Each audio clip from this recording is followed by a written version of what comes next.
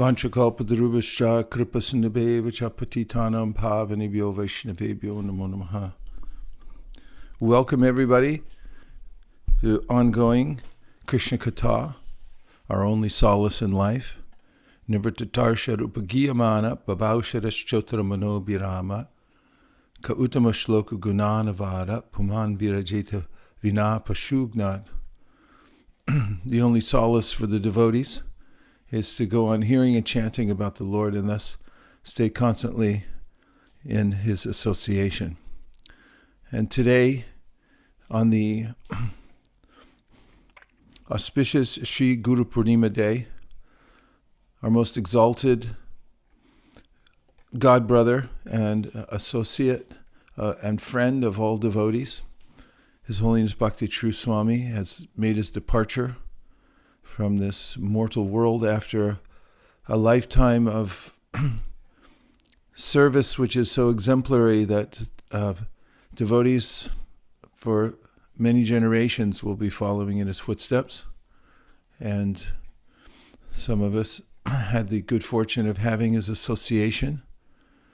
So as a way to come closer to Krishna, we'll glorify Maharaj today as much as possible and go on hearing and chanting. And we'll start this morning's session with singing a song of separation for the from the Vaishnav Ādi-līlā Premadhana.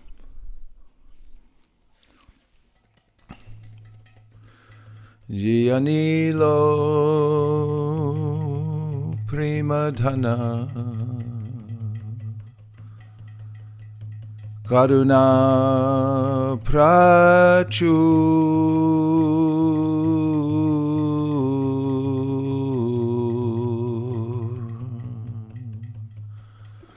Ādi-līlā Premadhana Karuna Prachur Eno Prabhu Kota Gela Acharya Thakur Eno Prabhu Kota Gela Acharya Thakur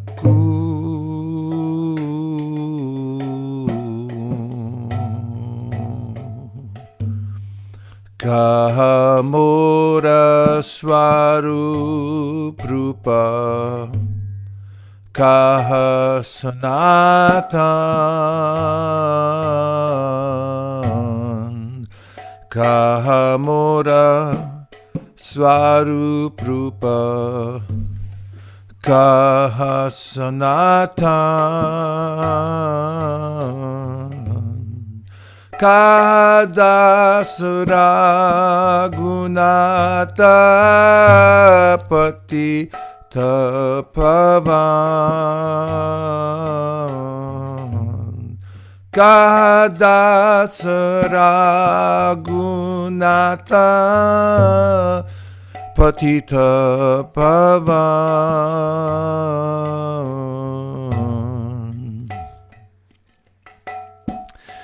Kahamora Bhattajuga Kaha Kaviraj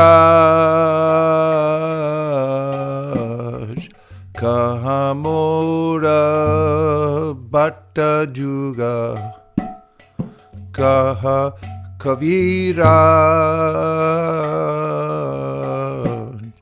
Ekakale Kota Gela Gauranataraj Ekakale Kota Gela Gauranataraj Pashane Kutibo Mata Anale Pashibo Dashane Kutibanata Analipashibo Gauranga Gunera Nidhi Kota Gile Pabo Gauranga Gunera Nidhi Kota Gile Pabo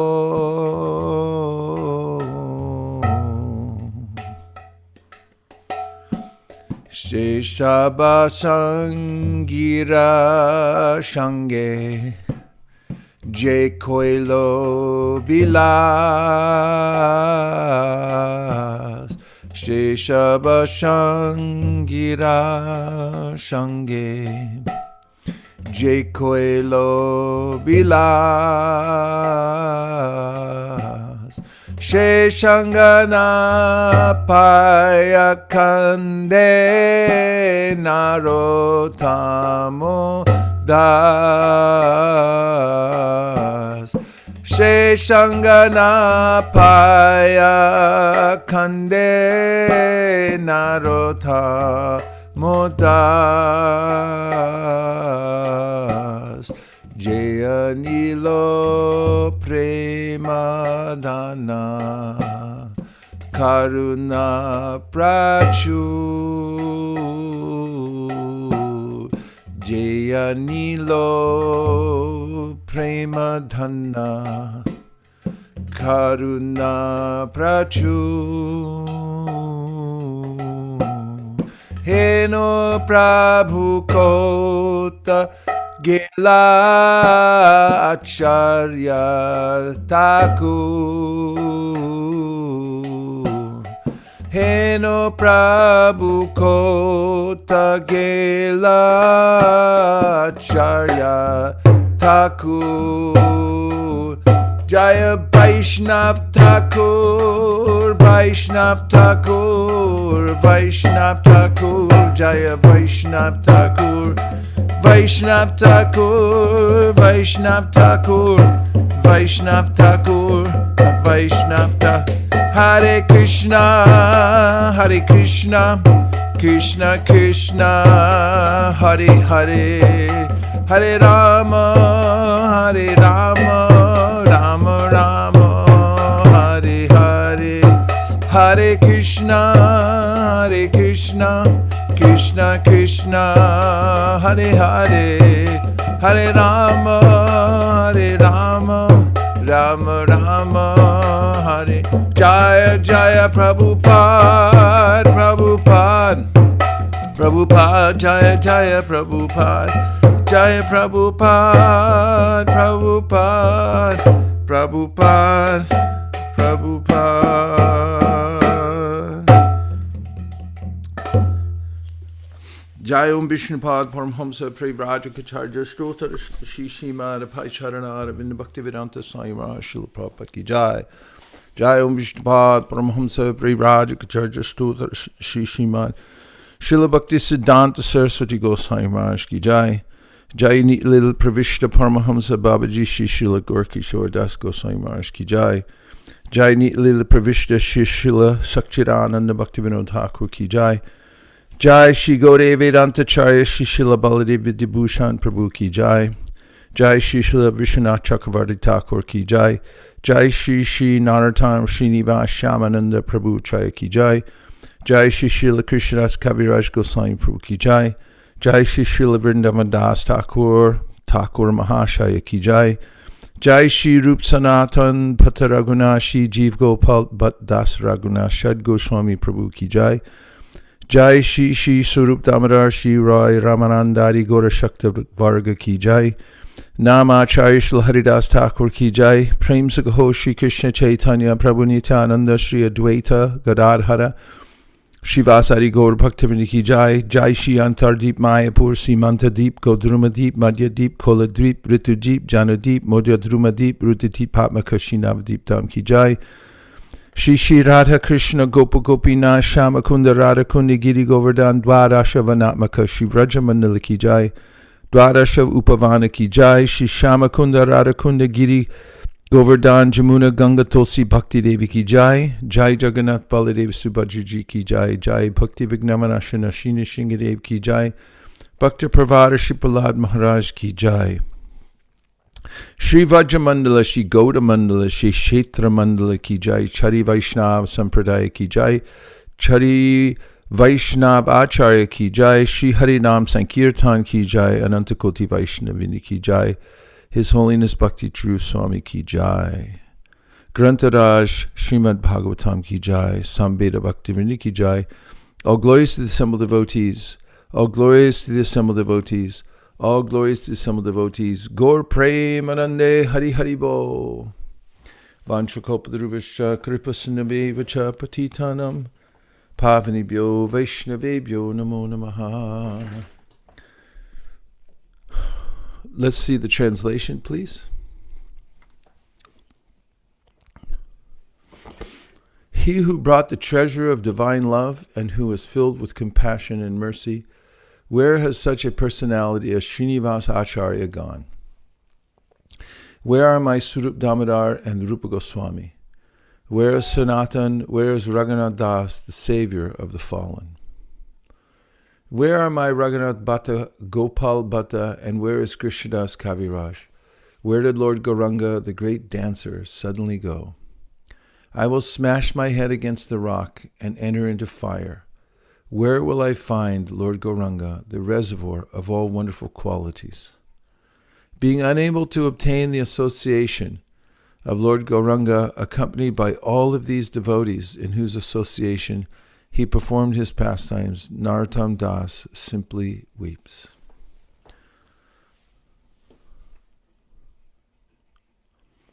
And now let's do Mangala Charana 2, please. Om Jnana Timirandasya Jnananjana Shalakaya Chakshurun Militam Nena Tasmai Shri Gurave Namah. Śrī Caitanya-Manobhishtam Stapitam Yena Bhutale Swayam Rupa Kadamayam Dadati Swapadantikam Adadhanas Tridam Dantar Idam Dyache Puna Puna Srimad Rupa Padam Poja Dhulisyam Janma Janmani Vandeham Sri Guru Sri Yuta Padakamalam Sri Gurun Vaishnavamscha Sri Rupam Sagrajatam Sahagana Raghunatham Vitam Tam Sajivam Sadvetam Sadvatutam Parijana Sahitam Krishna Chaitanya Devam Shri Radha Krishna Padan Sahagana Lalita Shri Vishakan Vitanscha Nama Shreshtam Manumapi Shachi Putram Atra Sarupam Rupam Tasyagrajam Urupurim Maturim Goshtavatim Radha Kundam Girivaramoho Radhika Madhavasham Prapto Yasya Pratitikupaya Shri Gurum Tam Natosmi. Hey Guru Jnana Dadina Bando Swananda Tata Kurunaika Sindo Vrindavana Sinahita Avatar Prasida Radha Pranaya Pracharo. Hey Dina Bando Kurunaika Sindo Kuru Prasadam Maimanna Mudhe Laksha Paradhe Bahu Papa Gadhe Tat Pada Padme Stumatishta Krishne Pratur Shriman Navadvipe Dvi Netram Dvi Bhujam Gurum Varabhaya Pradam Shantam Smaretan Namapurvakam Twang Gopika Visharavestanayanti Kesi Sevadi Karani Guru Nijabhada Padme Dasyam Pradaya Kurumam Vrajakana Neshri Radhangri Sevana Rase Sukhinim Sukhabdao Shri Guru Paramananda Premananda Palaprad Rajananda Pradhananda Sevayamani Ojaya Nama Om Vishnu Padaya Krishna Preshtaya Bhutale Srimate Bhakti Vedanta Swami Nityanamine Namaste Saraswate Deve Gauravani Pracharine Nirvishesha Shunyavadi Paschatya Deshatarine Nama Om Vishnu Padaya Krishna Preshtaya Bhutale Srimate Bhakti Siddhanta Saraswati Dinamine Shri Varshabhanavi Devi Dayataya Kripabdaye Krishna Sambandha Vijnana Dayane Pravave Namaha Madhuryo Jvala Premadya Shri Rupa Nuga Bhaktida Shri Gaura Karuna Shakti Vigrahaya Namostute Namaste Gauravani Shri Murtaye Dinatarine Rupa Nuga Virudhapa Siddhanta Dvanta Harine Namo Gorakishoraya Sakshad Vairagya Murtaye Vipralamba Rasambodhe Padam Bhujayate Namaha Namo Bhakti Vinodaya Sakchidananda Namine Gora Shakti Swarupaya Rupa Nuga Varayate Gora Virvava Bhomestvam Nirdeshta Sajjana Priya Vaishnava Sarva Bhoma Shri Jagannathaya Te Namaha Vancha Kalpatarubhyascha Kripasindubhya Evacha Patitanam Pavanebhyo Vaishnavebhyo Namo Namaha Namo Mahavaranyaya Krishna Prema Pradayate Krishnaya Krishna Chaitanya Namne Gaura Tushe Namaha Panchatattvatmakam Krishnam Bhakta Rupa Swarupakam Bhaktavataram Bhaktakyam Namami Bhakta Shaktikam He Krishna Karuna Sindho Dinabandho Jagatpate Gopesha Gopika Kanta Radha Kanta Namostute Jayatam Suratau Pangor Mama Manda Matirgati Matsarvaswa Padambo Jau Radha Madana Mohana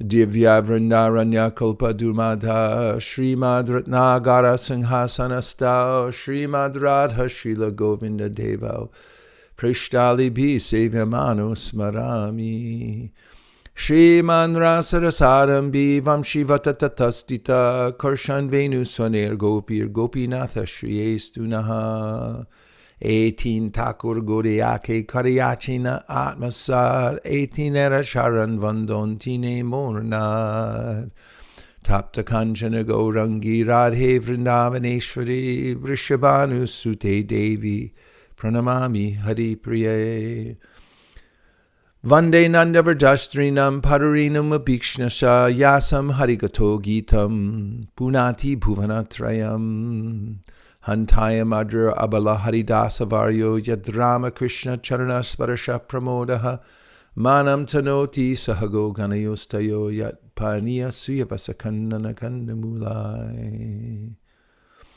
Vrindayai Tulsi Devyai Priyayai Keshavasya Cha Vishnu Bhakti Prade Devi Satyavachai Namo Namaha Shri Nishinga Jai Nishinga Jai Jai Nishinga Pralada Desha Jaya Padma Mukha Padma Bringa Yada Yada Hi Dharmasya Glanir Bhavati Bharata Apyutanam Dharmasya Tadatmanam Srajamyaham Paritranaya sadhunam vinashaya chaduskritam dharmasam stapanartaya sambhavami yuge yuge manmara bhavamad bhakto madhyaji mam namaskuru mami vaishyasi yuktvaivam atmanam parayanaha sarvadharman parityaja mamekam sharanam vraja ahang tang sarvapapebhyo mokshayishami mashuchaha Shushrusho Shradhanasya Vasudeva Kataruchi Syan Mahat Sevaya Vipra Punya Tirtana Shevanad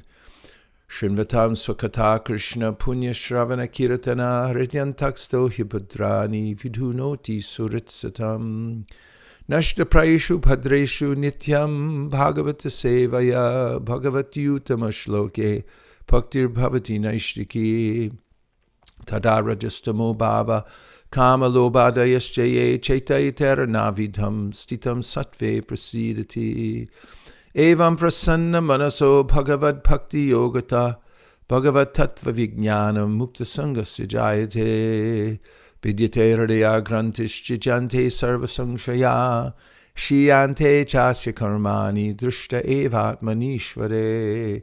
Malihai kareshe bija arupan shravana kirtana jali kareshe chan. Tahan vistarita hai pali prema pal ihan mali sheche nitya shravanadi jal. Vairagya vidya nija bhakti yoga shiksharta meka purusha purana. Shri Krishna Chaitanya Sharira Dhari Kripam Bhutir Yastamaham Prapadye. Kala Nashtam Bhakti Yogam Nijam Ja Pradush Kartum Krishna Chaitanya Nama Avirbhutas Tasya Padaravinde Gadham Liyatam Chitta Bringa Ajanulambita Bhujao Kanakavadato Samkirtanaika Pitaro Kamalaya Taksho Vishwambaro Dvijavaro Yugadharma Palo Vande Jagapriyakaro Karunavataro Chaitanya Krishna Chaitanya Gaurango Dvijanayaka Yatinam Dandinam Jaivanyasinam Chashromani Ragdambara Darashriman Navadvipa Sudakara Prema Bhakti Pradashchaiva Shri Sachinandanastata Nityananda Vadurdendur Vasudha Prana Ballava Janavi Jivata Patti Krishna Prema Pradapabu Padmavati Sutta Shriman Sachinandana Purvaja Bhavonmato Jagatrata Rakta Gaura Kalevaram Matsamo Nasti Papa Manaparadi Chakashana Parihare Pilajam Me Kimbruve Purushottama Yuvatinam yata yunam cha yuvatau yata manopiramate tadvan manome ramatam tvayi bhumau skalita paranam bhumir eva valambanam tvayi jata paradhanam tvameva sharanam prabho Govinda balabe radhe prataye tvamaham sada twadiyam iti janatu govindo mam tvaya saha Radhe Vrindavanadi She Karunamrta Vahani Kripaya Nijabharabja Dasyam Mayam Pradiyatam Nitai Namineche Namirhate Shradamulyanam Dite Jere Nitai Namineche Namirhate Sharamulyanam Dite Chere Nitai Namineche Namirhate Sharamulyanam Dite Chere Jaya Shri Krishna Chaitanya Prabhu Nityananda Shri Advaita Gadadhara Shri Vasari Gaura Bhakta Vrinda Hare Krishna Krishna Krishna Hare Hare Hare Rama Rama Rama Hare Hare Gaur Premanande Haribo. We're reading from the Śrī Caitanya-Caritāmṛta, taking up where we left off just recently, in the memory of all, at the Ādi-līlā chapter 2. Now we're on text number 37. Pritve jaiche gata kuler karana ashrayo, jivera nidhana tumi sarvashraya. As the earth is the original cause and shelter of all pots made of earth, so you are the ultimate cause and shelter of all living beings. Purport: as the vast earth is the source for the ingredients of all earthen pots, so the Supreme Soul is the source for the complete substance of all individual entities. The cause of all causes, the Supreme Personality of Godhead, is the cause of the living entities. This is confirmed in the Bhagavad Gita 7.10, where the Lord says, Bijam mam sarvabhutanam, I am the seed of all living entities. And in the Upanishads, Kata 2.13, which says, Nityo nitanam chaitanas chaitananam, the Lord is the supreme leader among all the eternal living beings.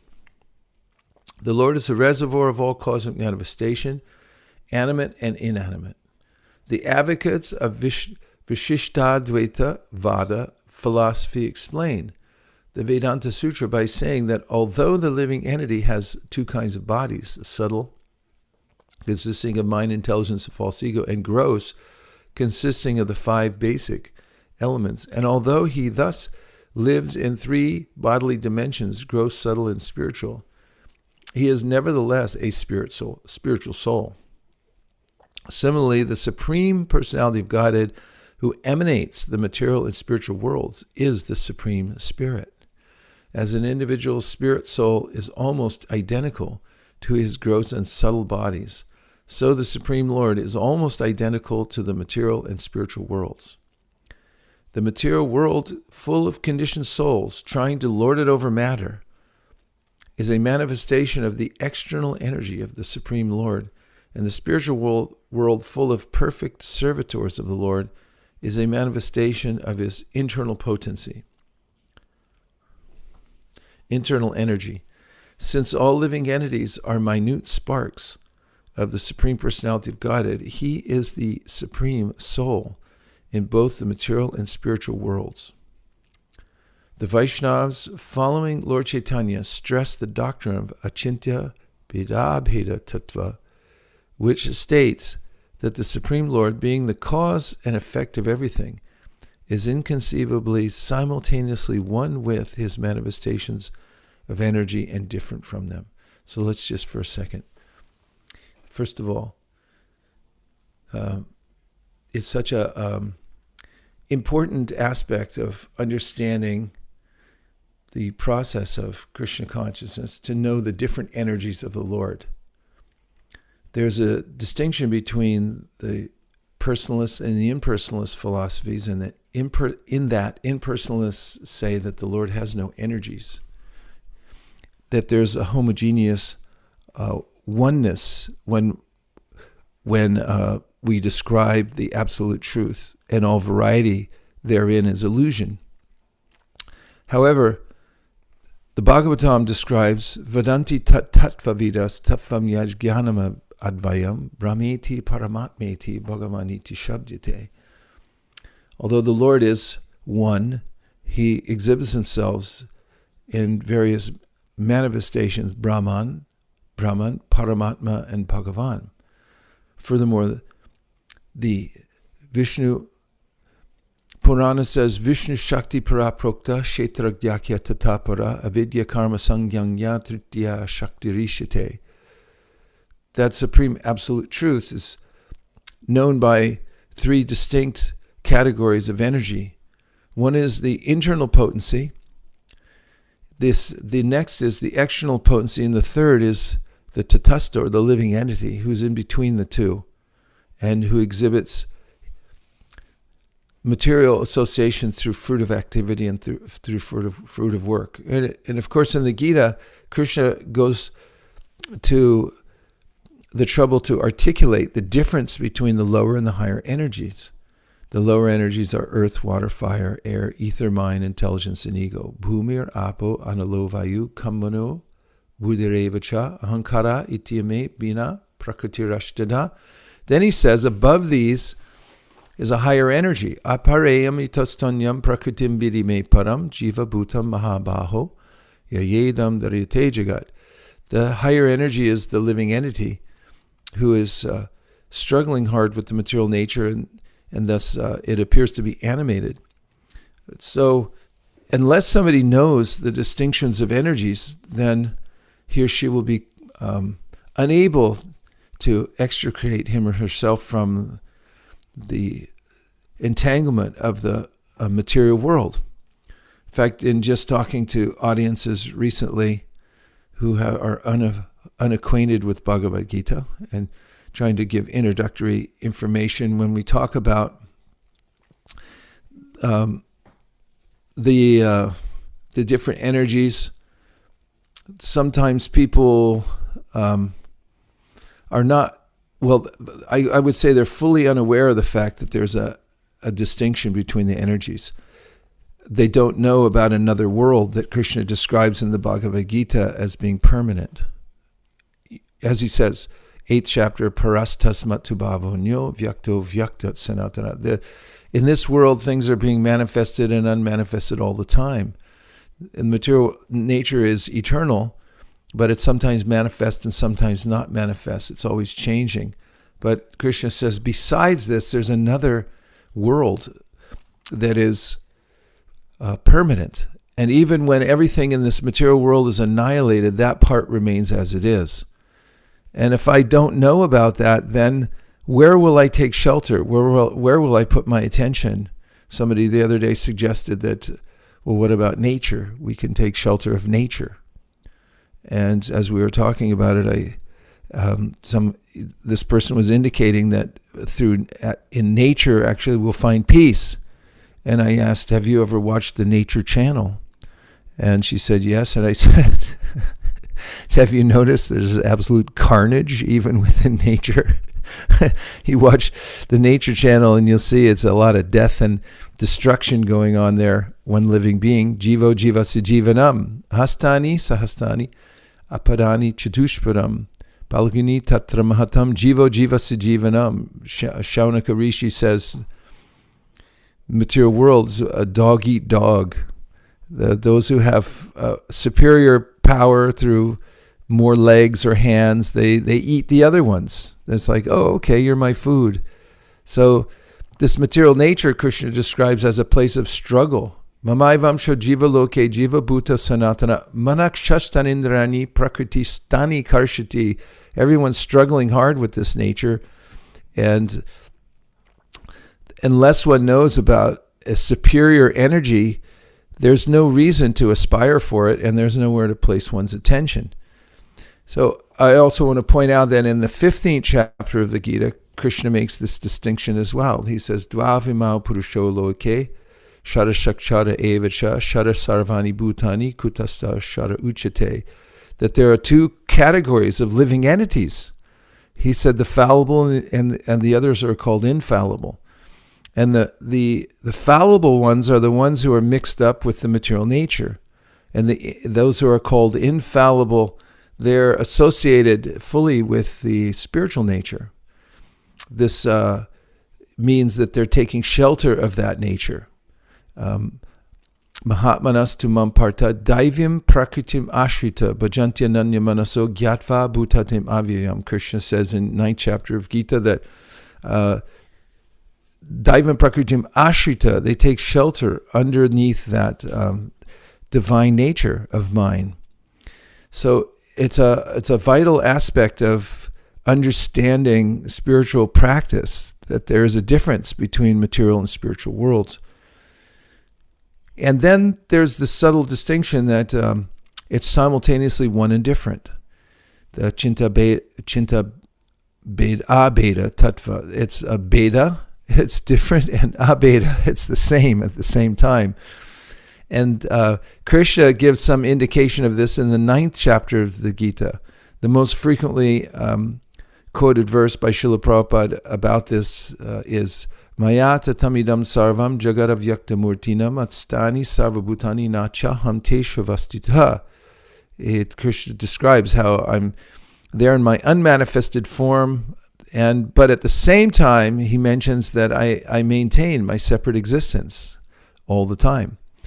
So this is a fundamental and very important understanding that one should start with to understand the process of devotional service. For, as Prabhupada says elsewhere, for there to be devotional service, there has to be three things, and that is the worshiper, the worshipped, and the mood of worship. And these are not possible if everything's one. But if there's a difference, then that devotion is possible. But if there's a difference, then how can you say you're talking about God? Because there's no differentiation within God. Therefore, Chaitanya Mahaprabhu gave the perfect philosophy based on Srimad Bhagavatam and Bhagavad Gita, in which we can understand that there's simultaneous oneness and difference. And within that, there's the opportunity for the exchange of love between Krishna and the living entity, which is the main purpose of the creation. And minus that, the living entity becomes entangled in the lower energies. So practically speaking, for us, the way to come out of the entanglement in the material nature, the hard struggle for existence and repeated birth and death, is by taking shelter of the internal potency through the process of devotional service, especially through the 9 processes. Iti pum sarti pita Vishnu bhaktis jannavalakshana kriyeta bhagavatyada tan manye ditam uttamam. Prahlad Maharaj says, these direct processes of devotional service that one deliberately enters into are the sum and substance of all teachings of the Vedas that come to this point. The 9 processes start with Shravanam, Kirtanam, Vishnu Smaranam. If you hear and chant, then you will remember Krishna. And it means that we're actually in contact with that internal energy and we're taking shelter of the process. Now let's have a few reflections or questions. If you go to the chat box here, or if you just look at your screen right now, you'll see that you can go to isvlibrary.com and you can write your questions and we will field them.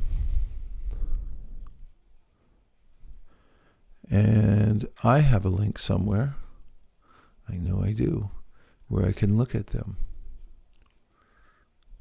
Here, I got it.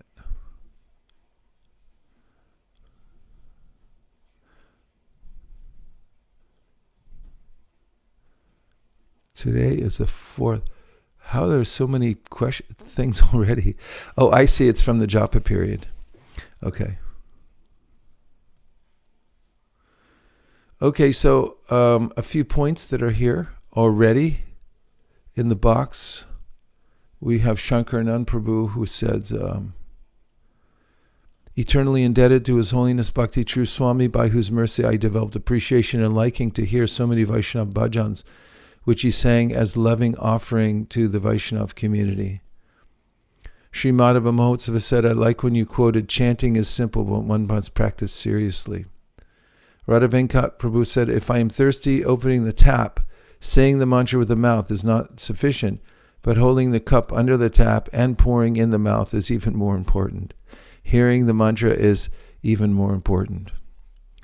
Rohit says, I remember the other day in a lecture you mentioned that if we chant good japa every day, everything in life will fall into place and everything will be good. But if we don't chant japa, we shouldn't complain that things aren't going well in life. Yeah, or as one songwriter said, I don't know what you expect staring into the TV set. What do you expect? If you stare into the TV set and then you complain about your life, what do you expect? You're a living entity. Take some initiative and chant Hare Krishna. Don't look at TV. Madhava Prema Prabhu says, I like when you read Srimad Bhagavatam 1.1.14 verse Apana Samsritim Gauran. We can overcome fear by chanting the holy name. Anybody who likes Srimad Bhagavatam is a blessed soul. Divyanga Prabhu said, in the immortal words of Guru Kripa Namata, ain't nothing like Harinam. Achyuta Radhe says, chanting must go on preferably loudly or silently, if not possible to chant loudly. Good. Bhagavat Seva. Fact, the holy name and the Lord are non-different, and all acharyas are in agreement with this one point. It increases my faith and motivation to chant. Good. Bhagavat Seva. Is it compulsory all 16 rounds are completed in one batch during morning Brahma Muhurta? What would be best breakdown for reading, chanting, devotional service? And then we have other services. It really depends on the pattern of your life. Get as many good rounds done as possible, early as possible, and then fill in the rest if you happen to have a busy period in your life. Prabhupada did it 4, 4, 4, and 4 when he was fully engaged in family life and business. Kauta Karnava said, when I chant more, it improves my concentration. I could see it when I chanted 32 rounds on Ekadashi. Yes, this is a good point, Kauta Karnava Prabhu, that try chanting more. Don't assume 16 rounds is, this is all I should chant. But if you take extra time and chant more rounds, try 32, try 64, try 108. Try 164 rounds one day and see how you feel. if you don't feel better, you come to me and talk, and I will give you a cash prize. When I chant more, it improves my concentration, he says. Yes. Next one is Śrī Mahotsava.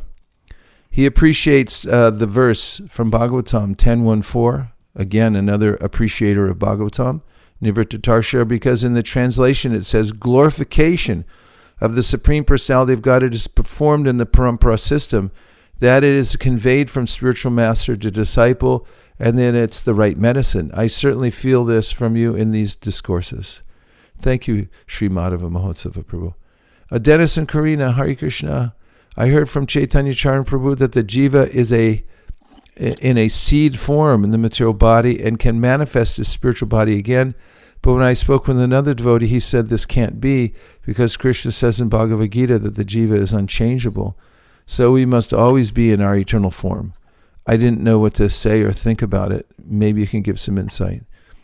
Well, we find in the Brihat Bhagavatamrita that when Gopakumar and his disciple are in Vrindavan, just before they meet Krishna, their present body gets transformed into a spiritual body right before their eyes.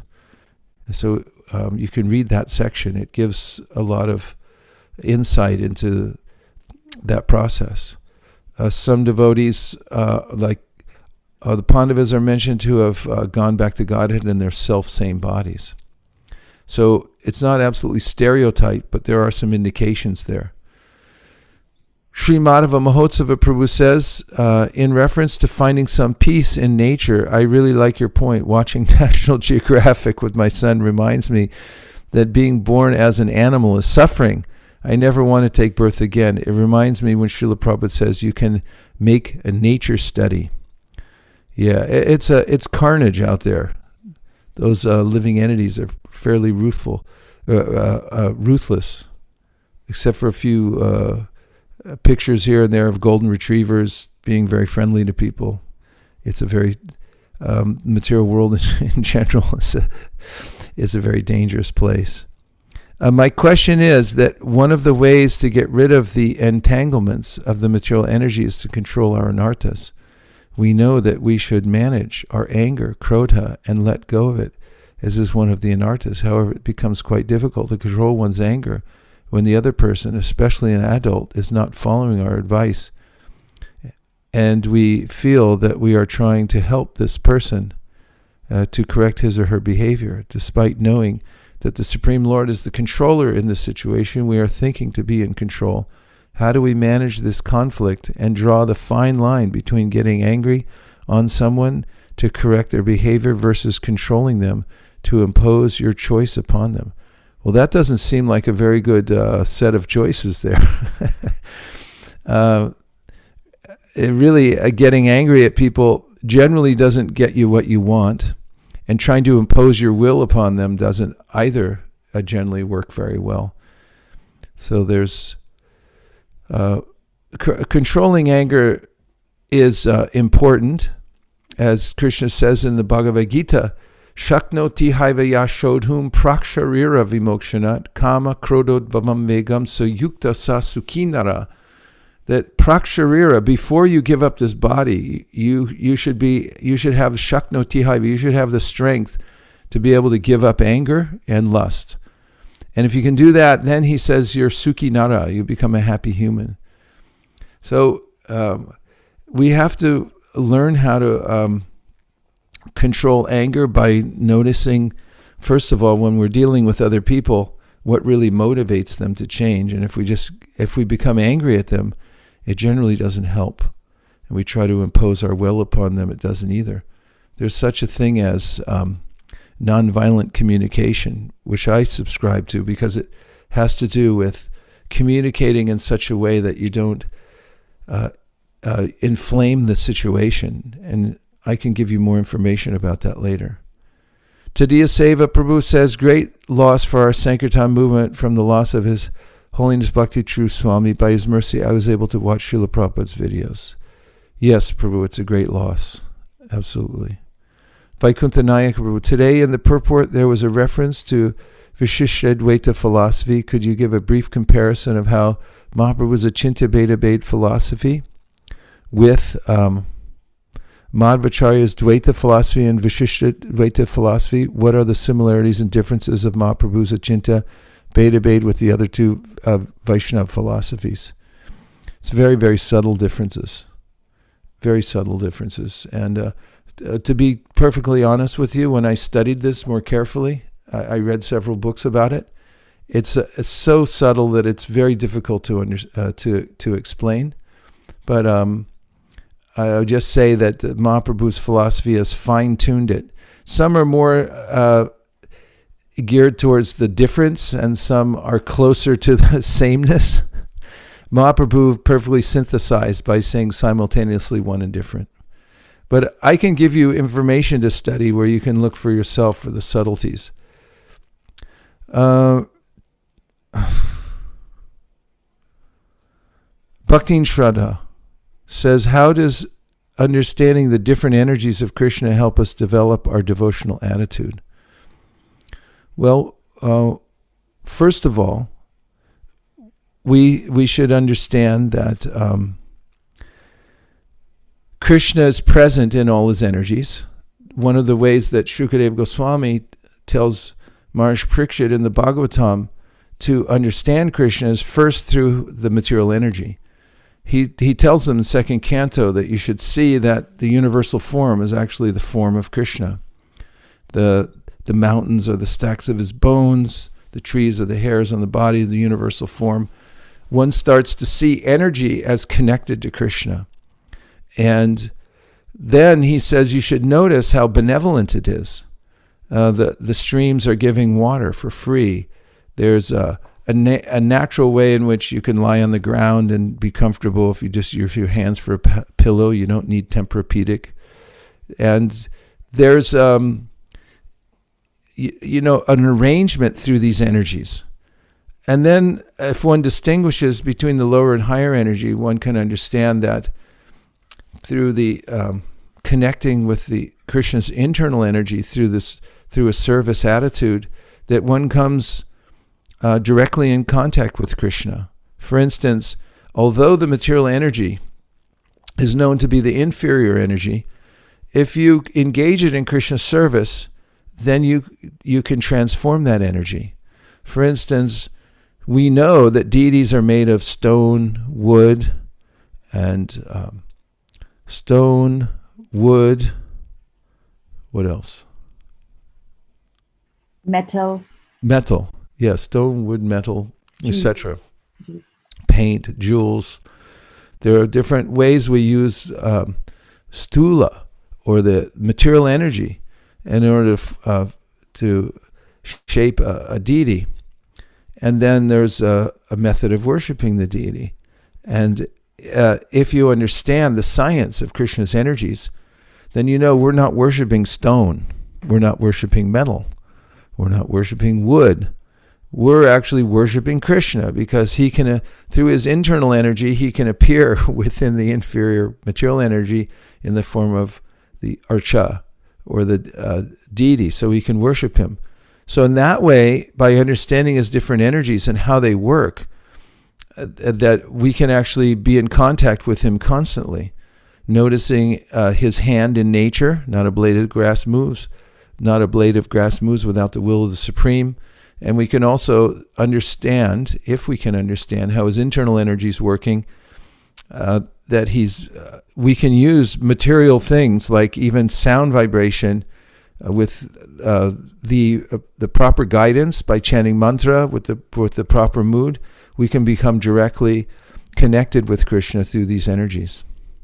Priya Kishori, in the purport of CC, Srila Prabhupada mentioned that the soul is very similar to the subtle and material body. What does this mean? Isn't it so that the soul is completely transcendental and material mode of elements that form the body? Yes, but don't you think that you're your body, Priya Kishori? Philosophically, we hear that we're not our body. No, I'm asking you. Do you ever feel like you are your body? Well, sometimes when you're in pain or you have an extreme. Just say yes. Yes. Okay. Devahuti, you're not alone. Devahuti says the same thing. when she's speaking to Kapila Dev, she says, although I know all these things about this philosophy, it really seems like I'm my body and my mind. What to speak of my mind? How will I ever get out of this? And the soul within the womb, we hear the plaintive cries from the soul within the womb, who's saying to Krishna, how am I ever going to get out of this? I've noticed that I'm in this cycle of birth and death now that I'm in the womb, and this is a liminal state. Somebody can look up the word liminal and report back to us. Don't put it on the screen because then I'll miss you all. But liminal, it's a in-between state, kind of like when you're waking up from a dream and then you become a little more lucid. So in that state within the womb, the soul realizes that, oh my goodness, I'm taking another material body. And when you're leaving this world, you may have a clearer idea that I'm not my body. I told you many times, my mother, who never practiced devotional service except for the 3 months at the end of her life, she said to me 2 days before she left, she looked at me as a soul, not as my mother, and she said, I never want to have to do this again. And there's a way in which we're not our body, but we become so inexplicably connected with the body and the mind that it's very difficult to distinguish between the two. And even Devahuti says that to Kapila Dev, how will I ever come out of this? It seems like I've been in this eternally and I always will be. How will I come out of this illusory state? Interestingly, Kapila Dev then says, you'll be able to do this by hearing for a long time and engaging in proper service. And again, he says later on that by the practice of bhakti, the subtle material body is dissolved just the way food is dissolved when it's put into the stomach. It's digested naturally by the acids in the stomach. And we just read the other day in the bhakti community that the soul, the person who's engaged in devotional service should be patient, because at the right time, the result of devotional service will come of its own, by its own force, so powerfully. So it's because actually on a technical level, the soul is very bright. We're luminous. The body's not luminous. In fact, you'll notice if you're ever with somebody when they leave their body, that the body no longer, the lights are not there anymore. I was with Sudama Prabhu when he left the world, and I saw that as soon as he was gone, I could tell the light was out.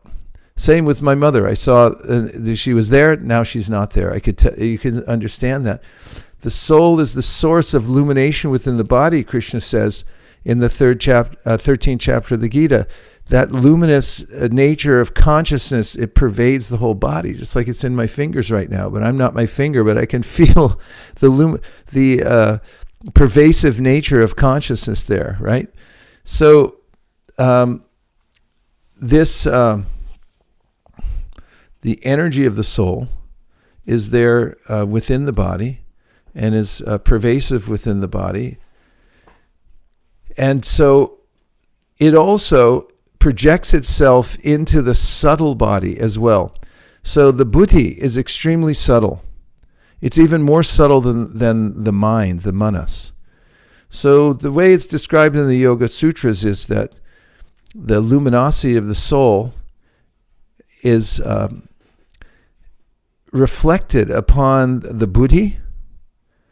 And then when we as souls look at the buddhi and see that it's luminous, we take it that that's us. And therefore we identify with the mind and the intelligence.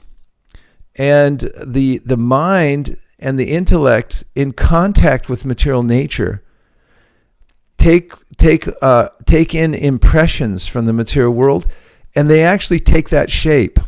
They become shaped in different ways because of the impressions that come from the outside world. And when I look at those shapes and impressions, I assume mistakenly that that's me.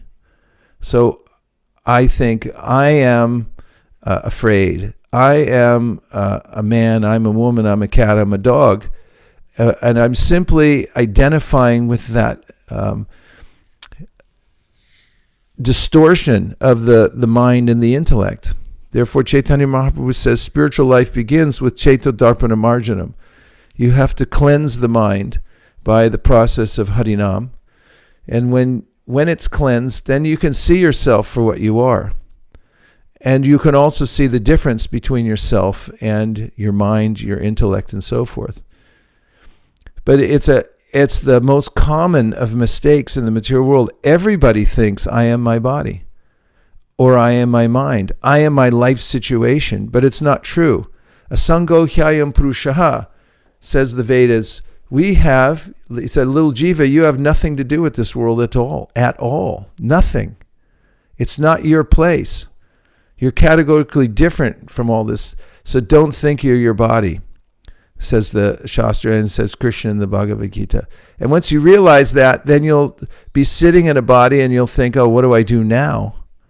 Because how did I get into this situation? Well, who knows? Chaitanya Mahaprabhu says somehow or other you've fallen into this material nature. That's the explanation, somehow or other. So now how to get out of it? Don't thrash around, don't panic, don't make any sudden moves. Stay neutral. Don't try to get out of the body. Just go on with your devotional service and be patient, because you'll be extricated from the material world. Karmani nirdahati kintucha bhakti bhajan. Through the bhakti bhajan, then your karma will be nullified. This body is made of karma, of actions and reactions, and it's a formation of the three modes of material nature because of those actions and reactions. And that will all be dissolved by the process of bhakti. And that includes our identification with the mind, with the intellect, and the ego will be purified from thinking I am the body and everything in relationship to my body is mine. There's a story about a man, he used to sit on the bench every day outside the Gaudiya Math and read the newspaper. And he was reading every day about all these deaths in the world, no reaction. And then one day he read, and there was an obituary, and it was about his father, who he was estranged from, and it turned out his father had died. And then he broke down crying. And the devotees asked him what had happened. He said, my father died. And then they were reflecting later that every day he's reading the obituaries about people dying, but he never reacted. But then he saw my own father died, so he reacted. So everything in this world is of importance to us when we're connected through the sense of I am this body. And when one becomes purified of this, one thinks that Jivera Swarupoy Krishnera Nityadas, I'm an eternal servant of Krishna, and sees all the relationships with the material world as just superfluous. Shraddha, did you find liminal? Yes, Maharaj. You found it? Okay. Yeah. Liminal will come up as relating to a transitional or initial stage of a process, occupying a position at or on both sides of a boundary or threshold. It says it's an intermediate state. It's a nice word, I think. My humble opinion. Where does it come from? It comes from Latin and then English. It's a combination of the two. And what are the elements of the word? You can look in the etymological dictionary. It's called Online Etymological Dictionary. Online, yes. There we go. And this is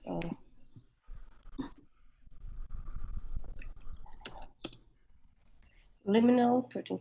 It comes from Latin, limen, threshold, crosspiece, sill. Yeah, and if you look at the word limit, it comes from limit. Old French, mark a boundary, Latin, limitare. Al and limit. Limit being boundary, frontier, from Old French, limite. Yeah. Latin, limitim. Nominative times. Chris? when you, oh, sorry. Prabhu, go ahead. Oh, yes, pray. Haribo. When you were talking about the sense and the identification with the body, make me remember that verse that you quote often. Kamadinam katina katida palita durnivesha te samjata mahina kanunana trapano pasyanti utriyaita matayadupate sampratam labdabudis tvayamayata sharanam avyayam mami yuyat madasya. So that's made me remember that are the fallible soldiers. Yes, and bad masters. This says these are our bad masters personified. So a child runs away from home, and then gets taken in by bad foster parents and is abused. So we're like that. We leave Krishna's shelter, and then we take shelter of the material nature, and think that I'll get shelter here. But it's like going into a bad home where the parents, they're very bad. They abuse the child. So we're being abused here. So if you find yourself in a hole, stop digging.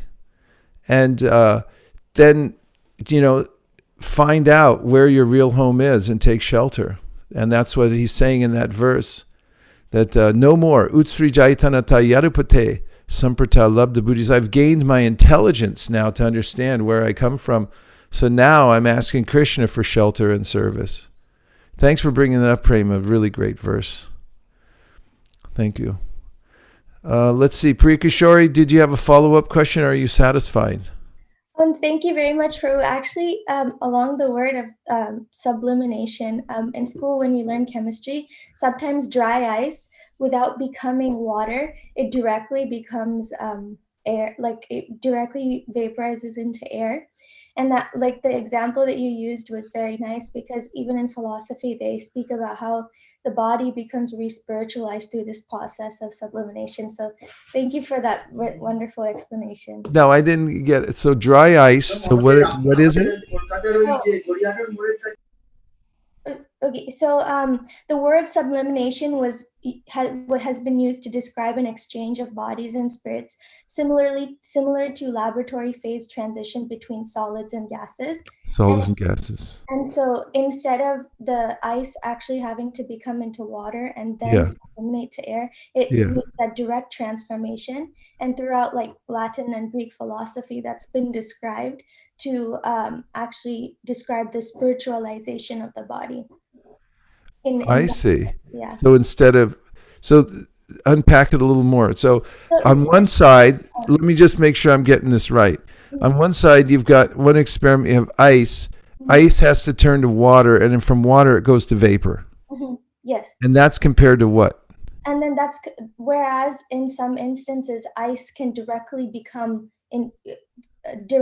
into air, especially in situations such as dry ice. Yeah. And it's written, and subliminations we make for 3 causes. The first cause is to make the body spiritual. The second is that the spirit may be corporeal and become fixed with it and consubstantial. So this is like a small excerpt that they had mentioned, that the process of like sublimation is like compared to the body being re-spiritualized and then establishing the spirituality of the body. At least that's what is coming from, like that perception of how it was used. Okay. So you're saying when we take to Krishna consciousness, then we go from the solid form into the spiritual form? In the example that you used of the word sublimation, that we are able to transform or re-realize our spiritual identity by the process of purification. Okay. Thank you very much. We're always looking for these analogies because they're thought bridges and very important. Okay, Prikishori, thank you. Yes. Yeah, just to add that sublime itself means grandeur. So it's also establishing what Priya Kishore is saying, that from a lower position of material, you're rising to a higher level through sublimation. So that's why they say devotional service is a sublime process also, like that. Okay. My word wasn't my word liminal? Yeah, we started from liminal and then we ended on sublime. Sublime, liminal. Yeah. And what does sublime mean? Yeah, so I was saying that the word sublime is also used for grandeur.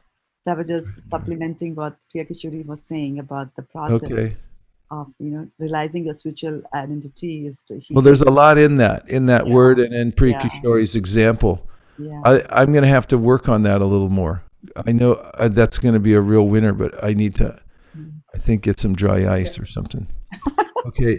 Hari Sankirtan Prabhu gives a reflection. In one of our discussions, I was mentioning that 16 rounds is minimum and we should chant more. The counter argument was that we don't want to do more offensive chanting. Your points clarify that. Chant as much as possible, even with offenses. Yes, it's in Shastra. Nama parada yuktanam namanyeva harantyagam avishrani prayuktani tanyevarta karanicha. This somebody correct me. Is it Padma Purana? I forget exactly which Purana, but you can look it up.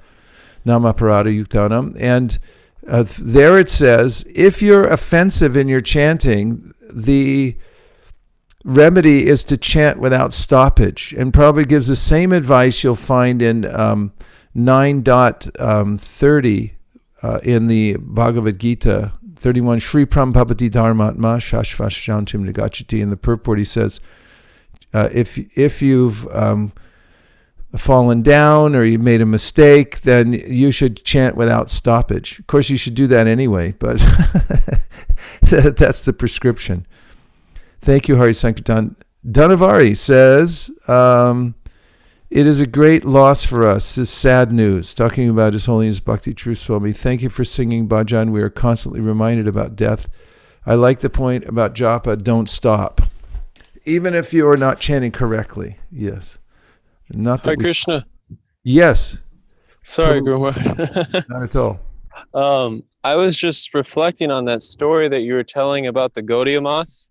Yes. And the man reading the newspaper in front, and just with such a day as Bhakti True Maharaj's disappearance, I was just thinking how the material world we lament because we lost something that has contributed to our false ego or our material identification.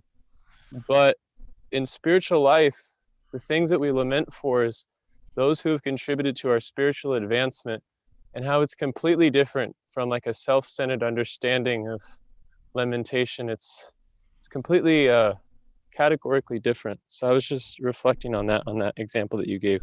Yes, and it's an important distinction because oftentimes through mental speculation, people think that spiritual life means the opposite of material life. And because we have relationships in the material world, therefore spiritual life means no relationship, means no emotion.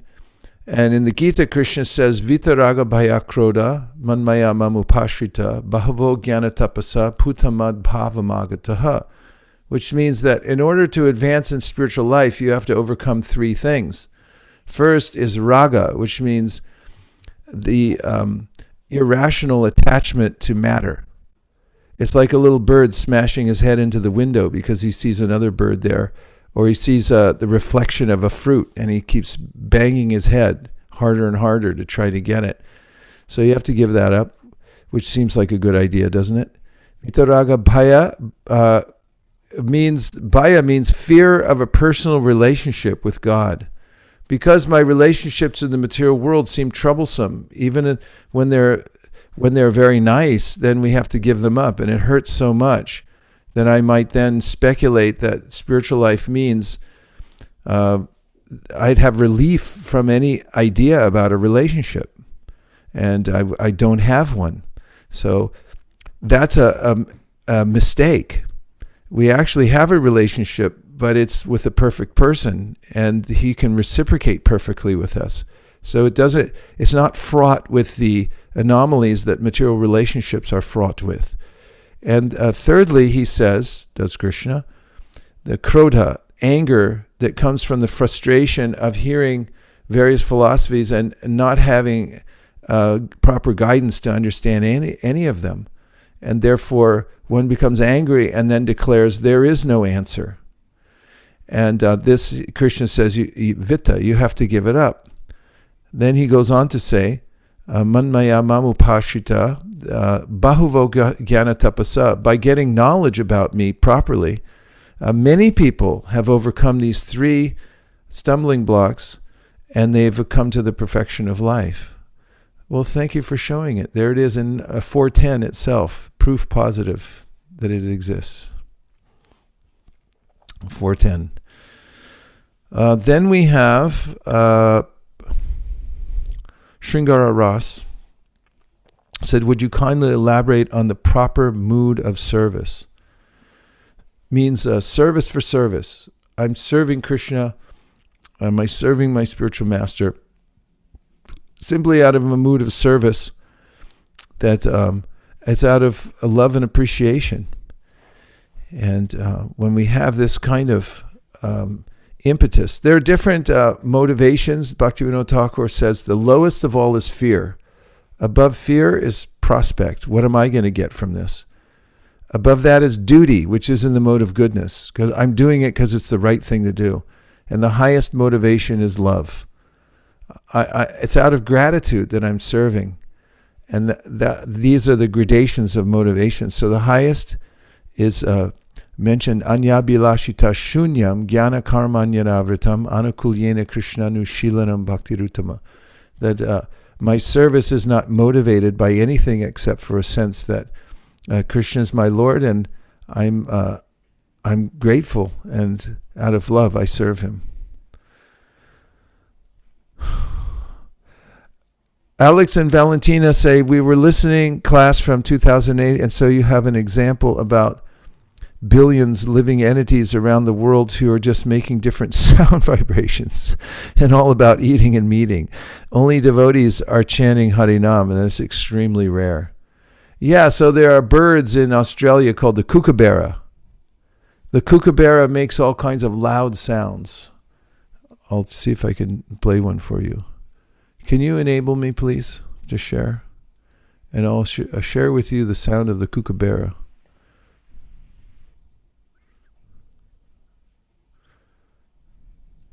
It should work now, right? Just now only.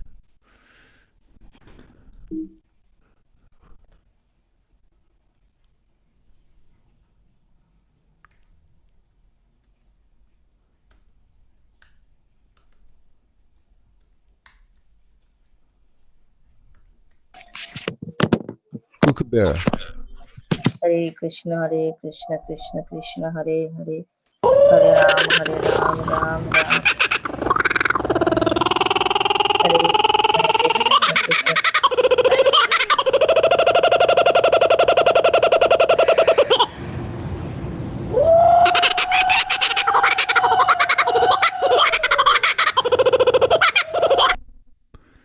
So that's not exactly Hare Krishna. And there are, if you can imagine 1,000 or 10,000 kookaburras together at one time, which happens in Australia, then you can imagine the noise that would cause. And if you think of all the living entities all over the world making such noises, it's all mostly mating sounds. That here I am, look at my feathers. And if you notice human beings who have the same mentality as a bird, they walk on Venice Beach and they show off their feathers, and they're just trying to attract some other, a female attract a male, male attract a female, and they make noises and they sing songs and they get paid millions of dollars for them. I love you, and these are all mundane sounds from the material world. But when we transform our sound vibration to the holy name, and then our life becomes transformed. All that just to illustrate Alex's point. Anyway, now you know what a kookaburra sounds like. Okay. Maharaj, I was thinking about what you said in the very beginning about mind, intelligence, and the subtle ego. Yes. And I was thinking that even though the intelligence is able to discriminate and the subtle ego is attached to the wrong things, this huge luggage of the mind that we lug along every time we switch from body to body is such a pain to carry. And if we don't get the clarity of who we are and what we are, and we don't clean up our mind, our suitcase very well, we're going to have a really difficult time switching from place to place. I was just thinking, such a heavy thing to carry, this mind full of thoughts and confusions and ideas. And like a computer, it keeps regenerating all these. Yeah. And it's not that we can clean it either, but we depend on Krishna. Cheto darpana marjanam bhava mahadav agni nirvapanam. The sense is there that, it's a forest fire, it's a very dire situation, and unless the rain comes, it can't be cured. So this pravishtarandranam swanam bhavam saroruham dunoti salilam Krishna salilasa yatasharat. What's the first word of the verse? I missed it. Pravishta karna ran. Pravishta karna ranrena. So that pravishta means to enter into something. Pravishta karna means the ear. Ranrena means that it goes from the ear into the heart. Aswanam bhavam saroruham. There is our relationship with Krishna. And that becomes reestablished by hearing the sound vibration of the Bhagavatam. Salilam, dunoti salilam. Dunoti means the remover, someone who takes it away. Krishna helps us, as we know from Shrimvatam Swakata Krishna, that he helps us to remove all those anartas, all those impressions. Dunoti salilam. And the example is given, salilam Krishna, just like during the autumn season, there's some rain that comes and it cleans all the streams and ponds everywhere. So if you try to clean the bodies of water, let's just say you have some ponds and rivers around your house. What's one way you could do it? We could ask Priya Kishori, she probably knows the scientific way, but it's alum. Alum is a chemical that you can put in water, and it coagulates all the particulate matter, and then it falls to the bottom. And then the little glass of water or maybe a small tank becomes clear.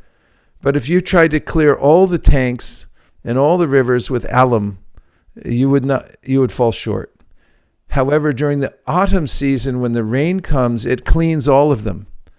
I wondered about that because I thought, doesn't it get muddier when the rain comes? And Prabhupada actually explains this. He says during certain rainy times, the water gets muddy, but during the autumnal rains, that particular rain, the degree to which it comes, it actually cleans it. It makes everything clear. So the Bhagavatam and hearing is like that. It can clear all of our misgivings all at one time. And actually, the analogy given is that it can do it for all the people all over the world. And it's just like that cure-all. So the process of Ashtanga Yoga means step by step to extricate oneself from the mind, take a staircase so that you can get free from identification with the mind and so forth.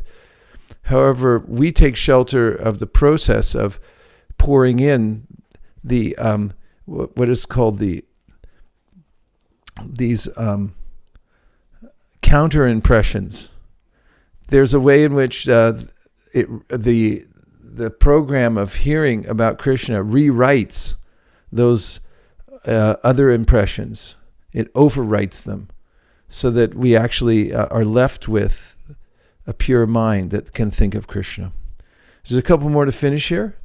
We have, good, I like this system. You're marking them off as we go, so we know where we are. Dhanavari said, I have a question. Doesn't this human body precious, even though isn't it precious even though it's material? We can only do bhakti in the human body. Is it right understanding? Yes. This is mentioned, Labvam sadurlama bidam bahusambhavante manusham artadam anityam apihadira. So Bhagavatam says that, actually this is the Avaduta Brahmana says in the 11th canto of Srimad Bhagavatam, it's very rare to get a human body. Labvam sudurlama bidam bahusambhavante, and you get it only after millions of other species. You may have been a kookaburra before, and many other different forms of life. But now you won the lottery of the species and you became a human being. So it's a gift, a great gift. And he says, it's anityam, it's very temporary, but it's artadam, it's full of value. So if someone gives you something that is going to, like gives you an ice cube that's going to melt in a couple hours, but you're able to sell that ice cube somehow. You tell somebody, this is a rare ice cube, the Pope looked at it or something like that, and then you're able to sell it for $1 million and make $1 million before it melts, then you're a really smart businessman. So same thing, you have this body, it's melting the day that you're born. It's like you're carrying an ice cube. It's running out now. But if you're able to take this and turn it into eternal life, he said, you're the smartest person on the earth. So it's extremely valuable. And in the section where Kamsa is about to kill Devaki, it's mentioned there that Vasudeva went to great lengths to save her body. And the Shastra there says that it's the duty of every human being to preserve their body as long as possible, because it's our vehicle for taking us back to Godhead. So you have to take care of it as meticulously as possible. Pavitra Renu says that should ISV Library website be used only for questions based on the lectures we hear from such and such? Can we also use it for questions we get from our own independent reading of scriptures? I don't understand the question. Questions based on lectures we hear. Well, the library is to capture lectures from everybody that speaks in the realm of ISV. So, for instance, let's say that we get a class from Priya Kishori.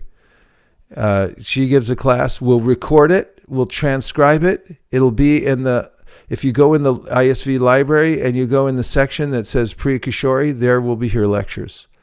And then you'll be able to look up and see what she said. And there will be a Radhika Raman section. There'll be a Hanumat Prashek Swami section. The library will be full. It's based on the idea that whatever is spoken should be not only broadcast, but preserved, so we can see a record of it. I hope that helps. The question is, if they have question that comes up and they're independently reading, is there a way for them to ask those questions that you will answer? Well, they could ask it here. Or you mean send it in separate of the class or something like that? No, if I'm reading Bhagavatam Canto 3 and I have some questions, she's, I think, asking for a way to submit them to you. Okay. Well, one way is to join the class and ask them, because that way, right now, they definitely get recorded. And another way, it's something we've been talking about for a while, how to capture those. So we'll take that into consideration. I know all the questions I get, I save, and I put on Evernote the questions and the answers, so they can be combined into categories and dealt with later. But we're in the process of refining it, and we'll take that under advisement. Thank you, Radha Venkat Prabhu, for clarifying that. Thank you. Maharaj, I have a question. Yes? Maharaj, when I got introduced to ISKCON, first time I heard when people are praying, they mention, "Oh Krishna, if you so desire." That was very unique and distinct, which I experienced, elsewhere, because here we are heavily relying that it's Krishna's will, whatever happens, even if we are asking whatever benediction in our head, is there. But, in a certain level, at some time, especially in the recent 3 weeks, because of, Bhakti Charu Maharaj's health situation, I see there is a yagya going on, there is a chanting going on all over. And it is very difficult to process, even we say that, oh Krishna, if you so desire, we need his association. And I'm just trying to, pacify my head in that way that, hey, maybe Krishna didn't hear my prayer because I'm not pure, and, because my prayer was not pure in that sense. But then there are many millions, hundreds of thousands of other devotees also praying for the same thing.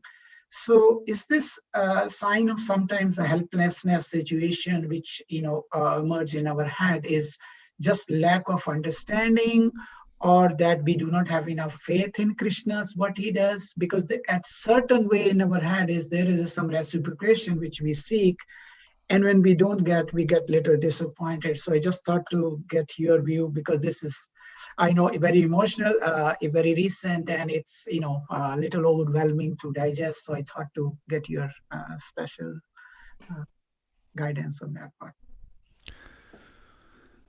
Well, one point is that in relationship with Krishna and the Vaishnavas, as I mentioned before, the ways in which we pray to Krishna and we pray for Vaishnavas helps to bring us closer to the Vaishnavas through appreciating them and remembering how dear they are to us and how important they are to us. And in that sense, it's for our own purification. To take stock of our association and say, oh, I really am dependent on the Vaishnavas. I may think myself independent, but without the guidance and the example of great devotees, then how will I advance in Krishna consciousness? And how will the Krishna consciousness movement go on? And so forth. So, saying prayers, as with anything, for instance, when Prabhupada mentions that the Goswamis wrote books, he says their primary concern was their own purification. They weren't thinking, I'll become a great author, or this will become a bestseller and I'll make a living off it, or something like that. They're only thinking, how am I purifying myself by this activity? So in one way, when we're making prayers to Krishna and we're asking for something, it's reminding us of our relationship with him. As prayers means relationship, and it's very deep. Throughout the Bhagavatam, Radhikar Mahaprabhu has mentioned this point several times. He said when he was a kid and he was hearing Bhagavatam, the story's going along, and he's thinking, oh, this is great, story. And then all of a sudden the prayers start. He's saying, oh, not again, We got 20 pages of these very intricate prayers. The narrative stops and the prayers get very philosophical and so forth.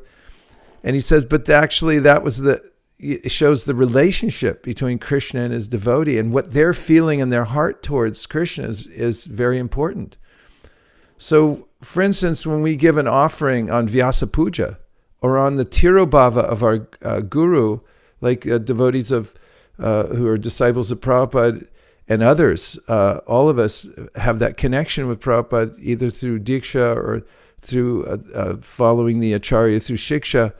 Then, on the Tirobhav, we offer prayers, and Prabhupada once said, it's a kind of a test of the disciple, of the follower, to see what's in their heart. What is in his or her heart? Can you speak something, on that day? What comes out of your heart? Because the deeper you're practicing devotional service, then that will be forthcoming. It will be coming out of your heart in a very profound way, because you have realizations through your service to such to your guru. And when we pray, then also we're expressing what's in our heart, partly for our own purification, to see what's in there. Like, how am I actually feeling? Let me express it. And we say, my dear Lord Krishna, if you so desire. And of course, we put it that way because we don't want to be presumptuous and tell Krishna what to do either. Krishna is Satya Sankalpa. We accept whatever he says. And even if we don't, it comes to pass anyway. He has his own way of doing things and thinking, but he does consider, what the Vaishnavas think. But we should, as we're performing our devotional service and our prayers, be considering first and foremost how it's purifying to us and what's already in our heart. In another way, when a Vaishnav comes or goes, practically it's the same thing in a way, because, as we say, Vaishnavas are always living in sound, and it's a fallacy to say that they're gone, because they live in their instructions and their examples and so forth. And we come closer to them by these emotions, by feeling separation from them, and expressing in words to Krishna that if you so desire, please keep him here for our own benefit. I would say none of this ever goes in vain. And just because we can't see Krishna's purpose immediately, Krishna is Satya Sankalpa, and also whenever he does something, he fulfills many purposes, multi-purposes, unlimited purposes at the same time. And just because I can't see what it is immediately doesn't mean that he hasn't fulfilled my prayer. It will come in a way that I'll later on say, oh, now I understand exactly how he fulfilled the spirit of my prayer. But my perception of reality is so limited that I can't see all that Krishna is doing all at the same time. So we also shouldn't think, oh, Krishna didn't hear us or he doesn't care or anything. Gajendra says he cares. He cares about every living entity, and he acts in such a way that he can simultaneously benefit everybody all at the same time in exactly the way that they need. And that's what he does. Saparya gachru kram akayam avranam asnaviram shudam apapa vidam kavir manishi paribu swayambura yatatyat yatortan vyardashasvatibhya samabhyaha. He's not encumbered by any kind of material fault. He has a completely transcendental spiritual body. His senses are perfect. He understands all situations at all times perfectly. And he's also fulfilling the desire of every living entity accordingly at every second. So if one's praying, it's for our own purification and to develop our relationship with Krishna and with the Vaishnavas. And also, Krishna will fulfill the spirit of that prayer in his own way, which is a perfect way. It may not be our way, because what do we know how things should be done? I have no idea how they're going on and what Krishna's purpose is. I hope that helps. Hare Krishna. Well, we're really ticking down here on the time, and okay, so I'll just finish these last ones, and then the rest of them we'll have to continue later, because the day is bearing down upon us. In fact, I better stop now. Sorry to Sukeshri, to Bhakta Max and Srivatsa, that Bhakta Srivatsa, that I'm not getting to your questions right now, but I guarantee I will, because of this handy new system where the check boxes are here, and I will take up next time with the help of Madhava Prema right where we are, and I'll answer those next. Today we also have a big event in Japan. One of the devotees there who grew up in the movement and who also was a very important member of the Japanese yatra is getting initiation, albeit by Zoom today, because we don't know when we'll all be together again and so forth. So we have to get ready for that coming up soon also. So would it be all right if we have our Guru Puja now? Is everyone okay with that? Sure, Prabhu. Yes. Sure, Prabhu. Okay. Hare Krishna. So we'll prepare for the Guru Puja.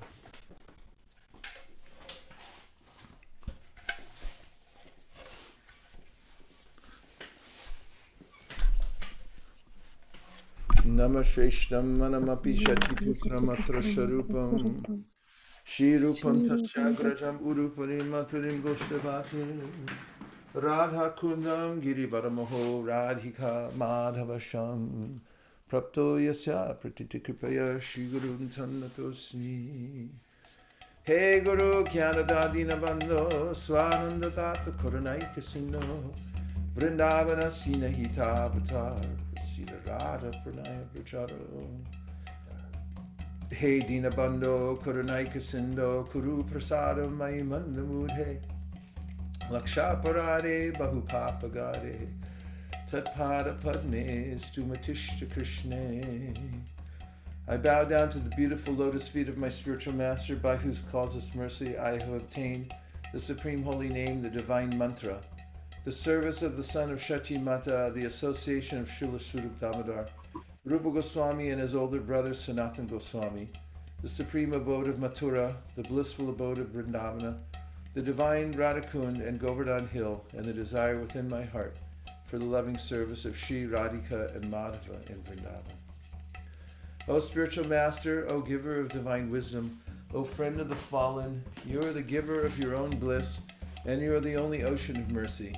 Although dwelling in Vrindavan, you have descended for the welfare of fallen souls like myself, and you are preaching the divine love of Radha for Krishna. Please be kind upon me. O friend of the lowly, O Gurudev, you are the only ocean of mercy. I am a doleful and have committed hundreds of thousands of offenses.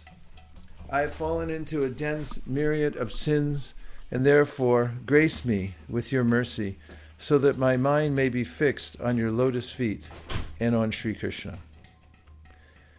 The lotus feet of our spiritual master are the only way by which we can attain pure devotional service. I bow to his lotus feet with great awe and reverence. By his grace, one can cross the ocean of material suffering and obtain the mercy of Krishna. Our only wish is to have our consciousness purified by the words emanating from his lotus mouth. Attachment to his lotus feet is the perfection that fulfills all desires. He opens our darkened eyes and fills our hearts with transcendental knowledge. He is our Lord birth after birth. From him ecstatic prema emanates. By him ignorance is destroyed. The Vedic scriptures sing of his character. Our spiritual master is the ocean of mercy, the friend of the poor, and the Lord and master of the devotees. O Master, please be merciful unto us. Give us the shade of your lotus feet. Your fame is spread all over the three worlds. Sri Guru Charana Padma Kevalava Kati Sadma Bando Mui Savadana Mate Jahara Prashade Bhai E Bhavato Diya Jai Krishna Prapti Hai Jaha Hoite Guru Mukha Padma Vakya Chittete Koriya Aikya Arna Kori Ho Mane Asha Shri Guru Charane Rati Shayu Tamagati Jai Prashade Pure Sarva Asha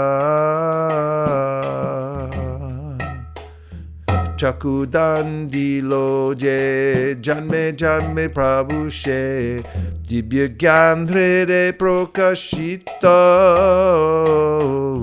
Prema Bhakti Jahoite Abidya Vinasa Jate Vedegai Jahara Charito Shri Guru Karuna Sindhu Adhama Janara Bandhu Lokanath Loke Rajivana Haha Prabhu Kora Doya Deha Mune Palachaya Ebe Jash Kushik Tribhuvana Nama Om Vishnu Padaya Krishna Preshtaya Bhutale Shri Mate Bhakti Vedanta Swaminiti Namine Namaste Saraswate Deve Gauravani Pracharine Nirvishesha Shunyavadi Paschatyaresha Tarine Jai Shri Krishna Chaitanya Prabhu Nityananda, Śrī Advaita Gadadhar Shivasari, Gaur Bhakta Vrinda, Jaya Shri Krishna Chaitanya, Prabhu Nityananda, Śrī Advaita Gadadhar Shivasari, Gaur Bhakta Vrinda, Jaya Shri Krishna Chaitanya, Prabhu Nityananda, Śrī Advaita Gadadhar Shivasari, Gaur Bhakta Vrinda. Hare Krishna, Hare Krishna, Krishna Krishna, Hare Hare, Hare Rama, Hare Rama, Rama Rama, Hare Hare, Hare Krishna, Hare Krishna, Krishna Krishna, Hare Hare, Hare Rama, Hare Rama, Rama Rama, Hare Hare, Hare Krishna, Hare Krishna, Krishna Krishna, Hare Hare, Hare Rama, Hare Rama, Rama Rama, Hare Hare, Hare Krishna, Hare Krishna, Krishna Krishna, Hare Hare, Hare Rama, Hare Rama, Rama Rama, Hare. Everybody, Hare Krishna, Vaikuntha Naika, Hare Krishna, Krishna Krishna, Hare Hare, Hare Rama, Hare Rama, Rama Rama, Hare Hare, Hare Krishna, Hare Krishna, Krishna Krishna, Hare Hare, Hare Rama, Hare Rama, Rama Rama, Hare Hare, Hare Krishna, Hare Krishna, Krishna Krishna, Hare Hare, Hare Rama, Hare Rama, Rama Rama, Hare Hare. Everybody, Hare Krishna, Hare Krishna, Krishna Krishna, Hare Hare, Hare Rama, Hare Rama, Rama Rama, Hare Hare, Hare Krishna, Hare Krishna, Krishna Krishna, Hare Hare, Hare Rama, Hare Rama, Rama Rama, Hare Hare, Hare Krishna, Hare Krishna, Krishna Krishna, Hare Hare, Hare Rama, Hare Rama, Rama Rama, Hare Krishna, Krishna Krishna, Hare Hare, Hare Rama, Rama Rama, Hare Hare, Hare Krishna, Krishna, Hare Hare, Hare Rama, Ram Ram, Hare Krishna, Krishna Krishna, Hare Hare, Hare Rama, Rama Rama, Hare Hare, Hare Krishna, Krishna Krishna, Hare Hare, Hare Rama, Rama Rama, Hare Hare. Oh, Hare Krishna, Krishna Krishna, Hare Hare, Hare Rama, Rama Rama, Hare Hare, Krishna Krishna Krishna, Hare Hare, Hare Rama, Nitai Gaur Hari Bo, Hari Bo, Hari Bo, Nitai Gaur Hari Bo, Nitai Gaur Hari Bo, Hari Bo, Hari Bo, Hari Bo. Tai Gaura Premanande, Shri Harinam Sankirtan Ki, Shri Harinam Mahamantra Ki, Shri Harinam Prabhu Ki, His Holiness Bhakti True Swami Ki, Gaur Premanande, Nitai Gaura Haribo, Haribo, Haribo, Tai Gaur Haribo, Tai Gaur Haribo, Haribo, Haribo, Haribo.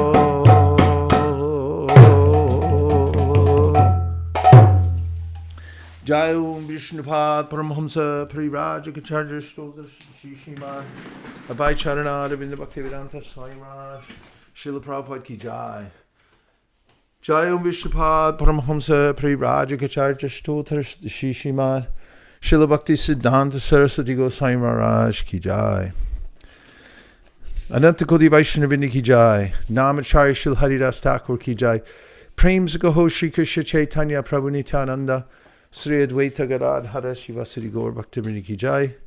Shri Shri Radha Krishna Gopinath Shamakunda Radhakunda Giri Govardhan Ki Jai. Shri Vrindavan Dham Ki Jai. Shri Mai Purnavdeep Dham Ki Jai. Shri Jagannath Puri Dham Ki Jai. Tulsi Devi Bhakti Devi Ki Jai. Jamuna Devi Ganga Devi Ki Jai. Gaur Premanande Hari Hari Bo. All glories to the assembled devotees. All glories to the assembled devotees. All glories to the assembled devotees. Gaur Premanande Hari Hari Bo.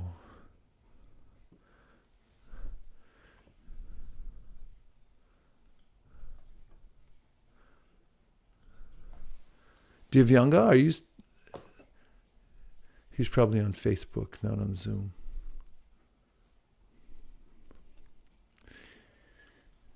Okay. So let's see if we have any announcements.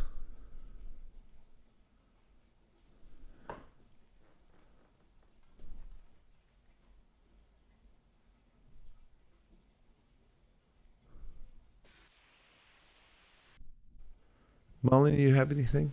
Hare Krishna Prabhu, please accept my humble obeisances, all Vishnu Prabhupada. Jai. Prabhu will be continuing our marathon, and we are doing now our next MSF is Janmashtami MSF, and we are focusing on Krishna books and Srimad Bhagavatam sets. And today we will have at 2 p.m. our calling party that we will continue, and we will try to go on. Actually, I just wanted to share something last week, our neighbor, actually, he has a lot of fruits growing. So he just got a big bag of plums, and he just knocked the door and handed over to us. And then in return, we also had a lot of apples, and then we gave them the apples as well. So I was just thinking that how you mentioned the principle for Sankirtan is distribute the overflow. When you have so many that you cannot handle, you actually give them away. So similarly, if we can practice that in our sadhana and fill ourselves up, and we are so full that we just want to give away. So that is a nice mood to have for us to distribute books, Bhagavatam sets, and things like that. Really nice, So Balani. Yeah, that's the principle. Really, it's really distributing the overflow. And Prabhupada said to preach, you have to have enthusiasm. In fact, Gopal Krishna Maharaj, I mean, years ago when I did my presentation about the 4 laws of book distribution, I was doing it in India, and Maharaj was there, and he said that Prabhupada, he got this idea to start a shop, a proper bookshop, to distribute Prabhupada's books in India. So he's took a lot of time, money, care to get it set up with a big grand opening and a big display in a few bookshops. And then they sold very few books. And he went back and reported it to Prabhupada. And Prabhupada said, that is because the books are sold by the enthusiasm of my devotees. It's not because they walk in a shop and buy it. And so he always reminds me of that. He said that's the main principle. Gopal Krishna Maharaj said it's the enthusiasm of the devotees. And that enthusiasm only comes when one's feeling this sense of mercy coming down from one's own practice and from the Association of Devotees. And when you have that, you can overcome rejection and everything else because you're just feeling that, well, this is real. I have to give it to people, and it's real. And people will feel that from us also when we have that. Thank you for bringing that point up. Please go ahead. Yes, Prabhuji. So we will carry on today at 2 p.m. For our calling party. And we'll also have a session soon where devotees have some more questions about how to handle different situations, especially during calling. So we will also have that session arranged soon, and then we can take questions and together brainstorm to come up with the right answers. So that will be coming soon as well, Prabhu. Melanie, I like what you just said about carrying on. Mm. And when a great Vaishnava leaves, or when one spiritual master leaves, the question is, what do we do now? Mm. And the answer is that we carry on. Mm. And it's best to carry on. This is what actually heals the heart, and it's the what will actually please the departed Vaishnava, that we carry on with our practice of devotional service. And by that, we actually feel that we're not separated, because through service, we're always connected. We're in the same family, and we'll be connected eternally through the mode of service that we're performing to the Lord of our hearts. There's one more point that you mentioned in your class today, that the bhakti practitioner should be patient, that at the right time, the result will come on its own force. So I was also thinking that sometimes some of the weekend seems to be a little drier than the others, but we can be patient because after a big marathon, it seems like it's not in the same vigor, but the results will come on their own. So we just have to carry on, as you said. So yes, Devamrita Swami once told me that when he first started preaching in New Zealand, it was very slow going, and he had a tiny little group, but he kept his message going, he kept the classes going, everything going. And then there was this strange man who was coming to the programs, listening, and nobody thought much of it. But one day, the man came up to him and had said something like, do you have a problem with having too much money? And Maharaj said something like, no, we don't have that problem. And then the man said, well, now you do, because I'm going to donate a big piece of land and some money for you to develop it. And he gave a huge donation, and it just came out of the preaching. And they waited, and it just came.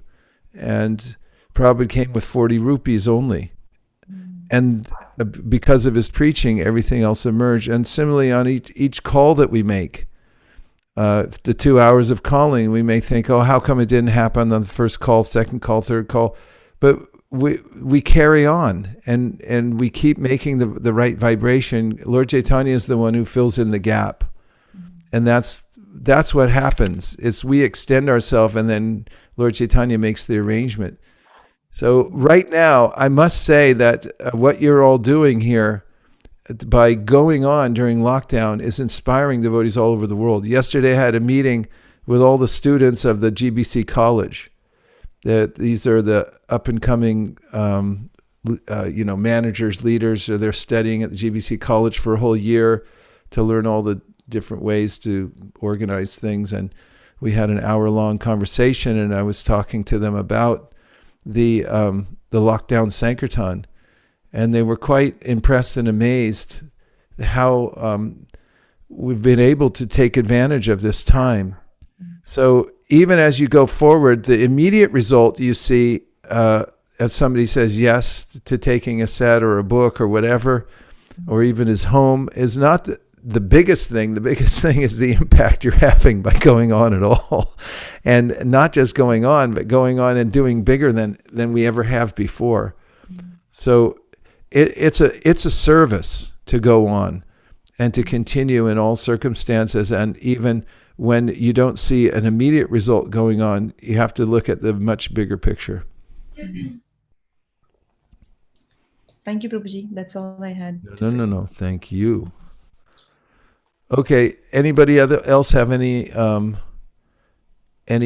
reflections or an announcement that they'd like to make before we sign off?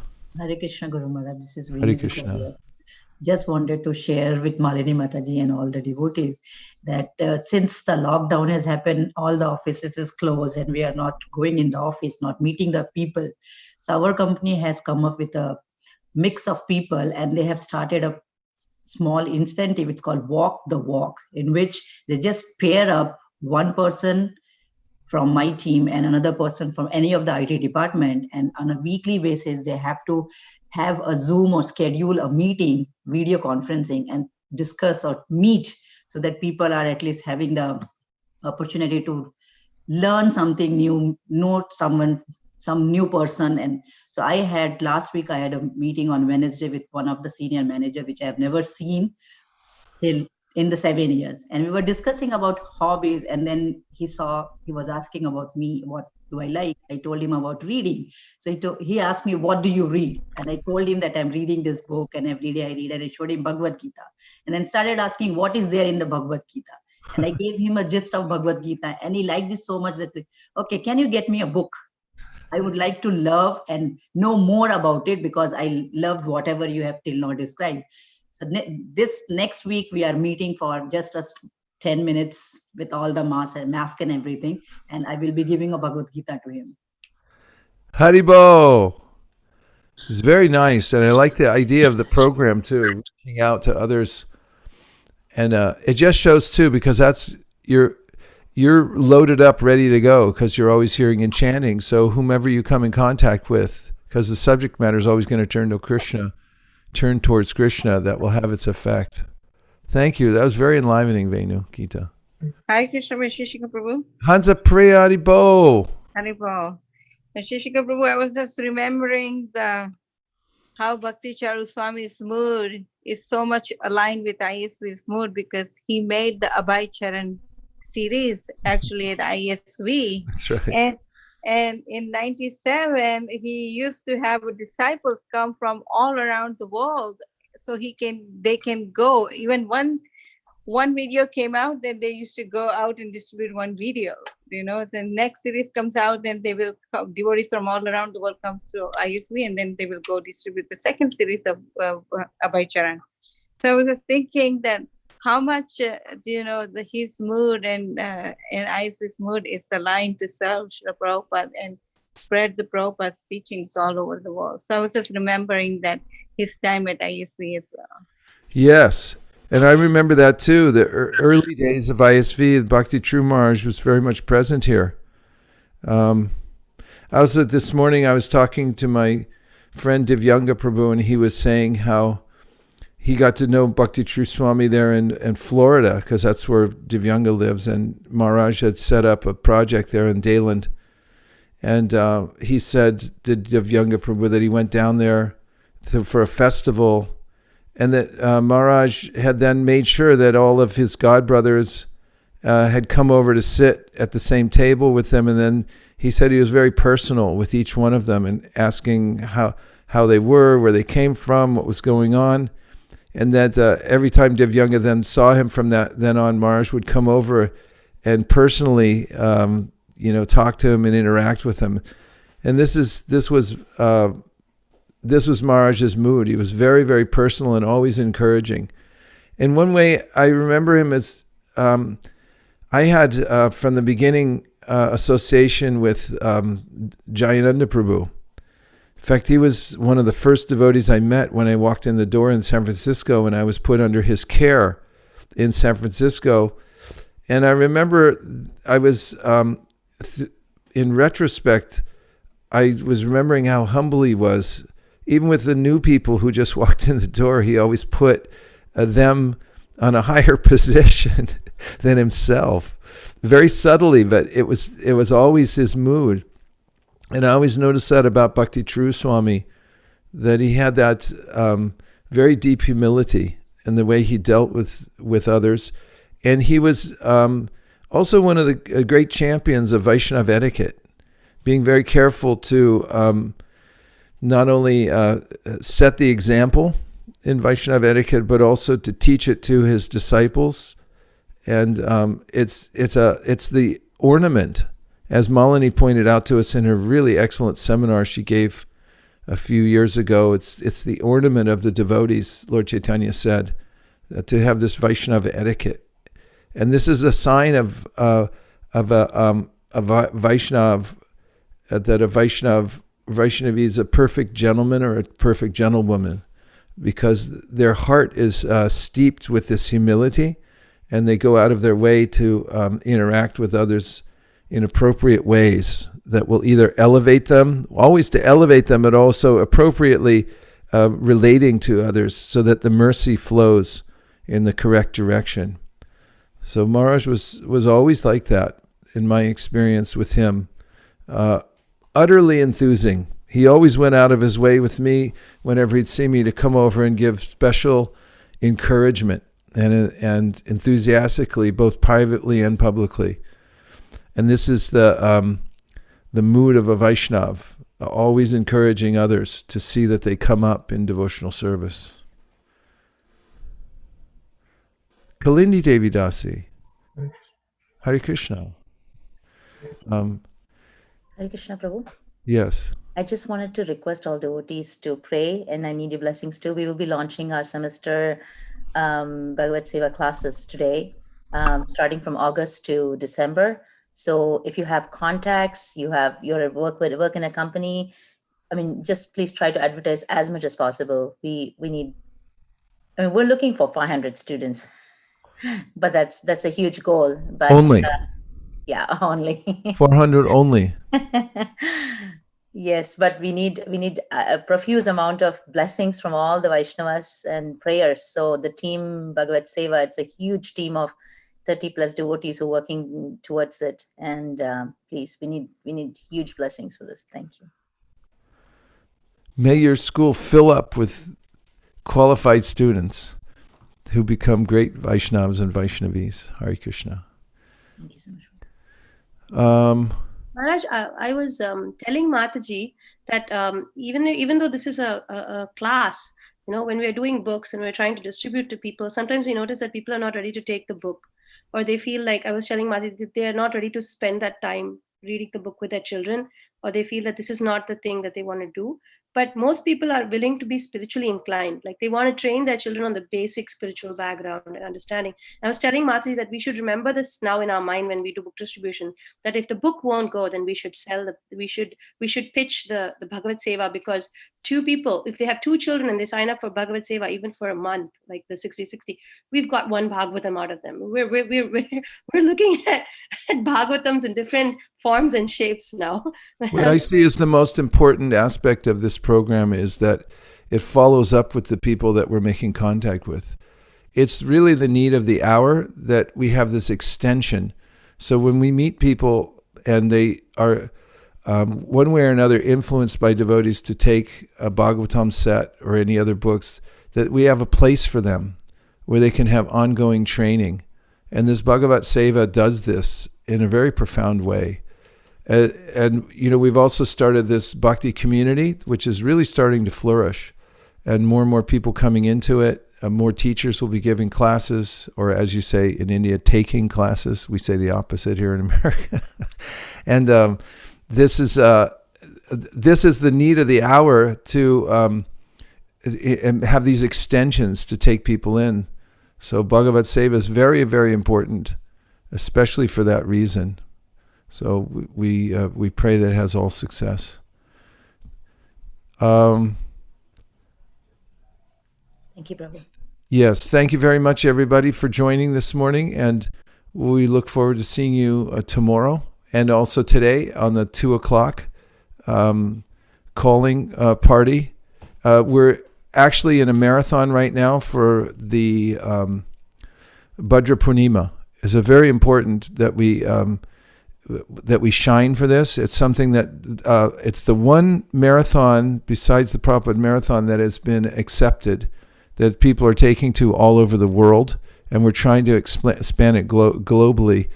So the more that we show the example for this and exude enthusiasm and results for this Bhadra Purnima, the more it will spread all over the world. And it'll become a permanent, it has become a permanent fixture in ISKCON. It's recognized now as an international event. So let's get the roots way down deep with this. And it's a legacy to leave behind from ISV. Anybody who's involved here, to have Bhadra Purnima to be an eternal festival in ISKCON for thousands of years to come, to spread the glories of the Srimad Bhagavatam. You're on the ground floor, and every level of growth that you develop from this ground floor, you'll be getting residual spiritual income for the rest of your life, just like a really like Amway or something like that. Hare Krishna.